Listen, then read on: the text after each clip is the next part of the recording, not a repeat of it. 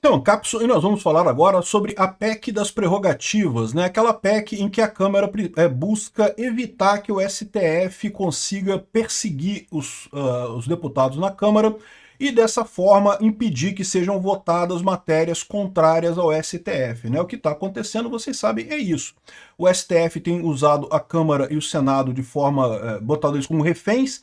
O Alcolumbre e o Hugo Mota, particularmente, eles falam que estão sendo perseguidos. O Hugo Mota, o pai dele, está sendo ameaçado de prisão pelo STF.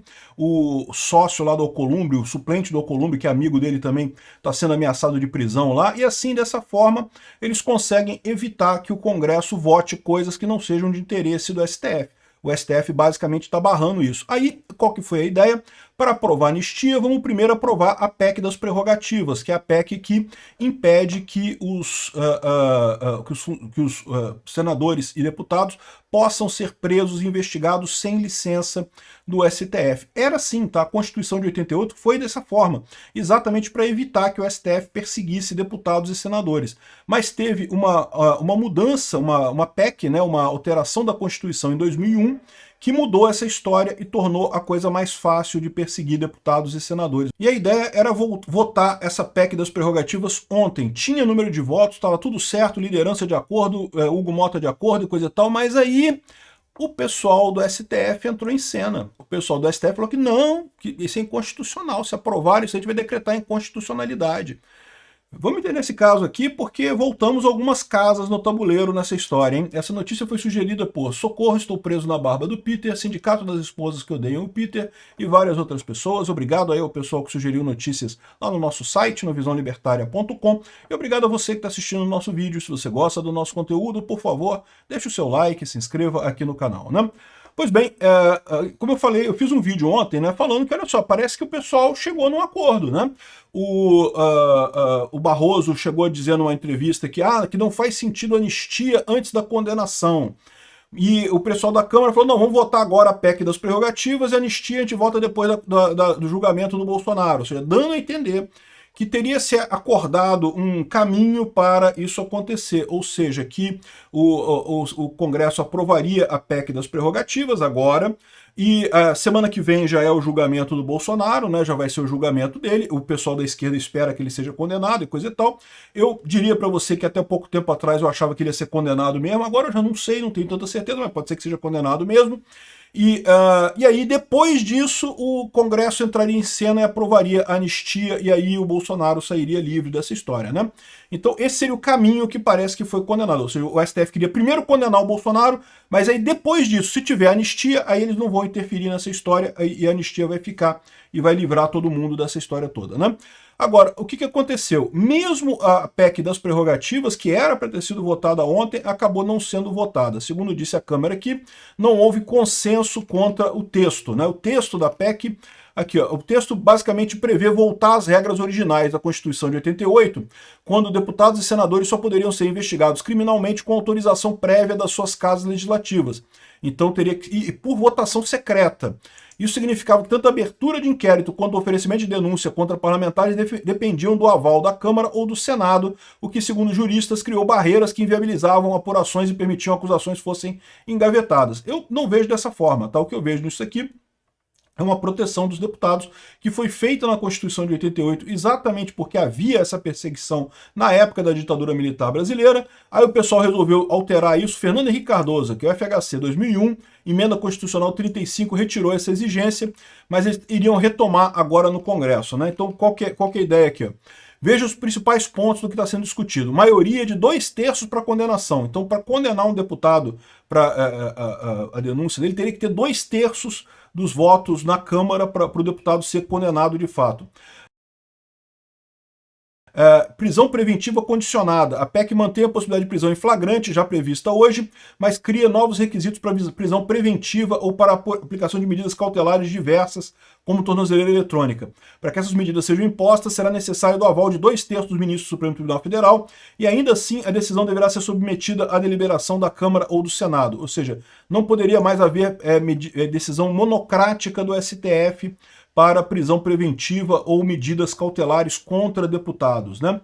Revisão periódica das prisões. Se a prisão preventiva for autorizada pelo STF e confirmada pelo Congresso, ela precisará ser revista a cada 90 dias. O que parece razoável, tá? Porque prisão preventiva é, por definição, temporária, né? Não deveria ser condenação ainda, né?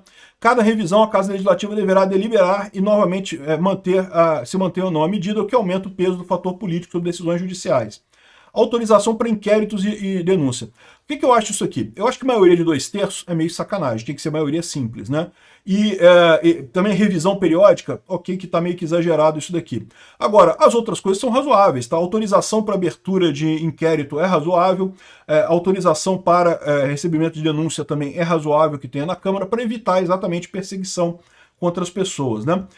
Vedação ao controle judicial. O texto veda expressamente que o judiciário revise decisões do Congresso que suspendam investigações ou processos criminais. Isso significa que os deputados ou senadores decidam sustar um processo, o STF não poderia reverter a decisão, né?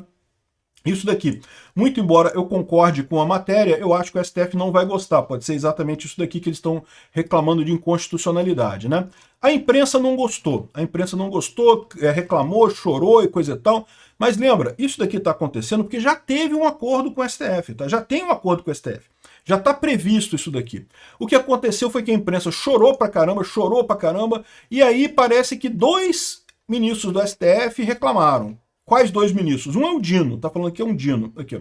O Flávio Dino ironizou, não, porque eles querem um negócio que ninguém seja condenado por nada, e não sei o que lá. Não, e você quer um negócio que você possa condenar qualquer um, sem nenhuma justificativa, sem nenhuma lógica, né, Dino? A gente entendeu qual é a parada, né? Então, ou seja, o ponto todo é que gerou essa confusão, parece que dois ministros do STF foram avisados do teor e reclamaram. O Dino e provavelmente o outro foi o Alexandre de Moraes. A esquerda ficou chateada e falou com eles, né? Então, ou seja, o problema todo é o seguinte, a gente sabe que o Alexandre de Moraes não quer... O Alexandre de Moraes não está nesse acordo. O Alexandre de Moraes, ele quer a porra toda, ele só dobra a aposta. Mas os outros ministros do STF estão, né? E lembra, para derrubar a anistia, precisa que os ministros todos do STF estejam de acordo, pelo menos a maioria deles esteja de acordo. Essa é toda a negociação que está acontecendo, né? Então, o que se ouviu nesse caso é que, do jeito que estava sendo discutido o tema, a Corte não terá trabalho em declarar o projeto inconstitucional. Então, o que eu acho que está havendo aqui... Então, acabou que eles desistiram de votar ontem, vão reescrever o texto de forma mais coerente e aí focar nos pontos importantes dessa história. Chegar no meio termo, que talvez, eu não sei qual vai ser o meio termo dessa história aqui, mas alguma coisa que impeça ainda que o STF persiga qualquer deputado ou senador lá, mas que não proíba um monte de coisa aqui, que não exija 2/3 dos votos do ministro. Enfim, não sei qual é o meio termo que eles vão chegar aqui. Eu espero que o acordo continue, porque é muito importante para todo mundo aqui no Brasil que tenha esse tipo de coisa. Eu concordo com o que o pessoal fala, que esse processo é nulo de pleno direito, portanto devia ser anulado, mas o problema e aí? Quem é que vai lá anular esse processo? Como é que vai anular esse processo? Sinceramente, eu não sei se teria força para fazer isso no STF, né? Lembra que mesmo que o André Mendonça puxe essa coisa para o plenário do Supremo, teria que ter o voto da galera. Será que o pessoal vai todo mundo votar desse jeito mesmo? Ou vai ser pior ainda no final das contas, né? Enfim, essa é a situação. O que eu acho que eles vão fazer, eles não desistiram da coisa, o que eles vão fazer é dar uma revisada nisso daqui, tentar aprovar de outra forma essa PEC das prerrogativas, mantendo o plano que tem sido feito aí de aprovar essa PEC agora, aguardar o julgamento do Bolsonaro na semana que vem e aprovar a anistia em seguida, caso o Bolsonaro seja condenado, né? Eu vou falar sobre esse julgamento do Bolsonaro porque tem umas outras mensagens muito curiosas circulando por aí. Não que ele vai ser preso na papuda, que vão tirar as patentes militares dele, não sei o que lá, como se isso fizesse alguma diferença no final das contas, mas eu vou explicar para vocês qual é a lógica que tem, vou fazer isso no outro vídeo. O ponto aqui é esse, botaram um projeto que era prerrogativas demais, a esquerda chorou, o pessoal do STF atendeu a esquerda e barrou esse negócio do jeito que está. Mas eles estão prometendo que vão votar ainda esse negócio. Vamos ver como é que vai ser o resultado disso daqui. Sendo que isso aqui é PEC, tá? Precisa de 2/3 dos votos. Mas segundo eles estão vendo lá, eu acho que eles têm 2/3 dos votos para votar isso daqui.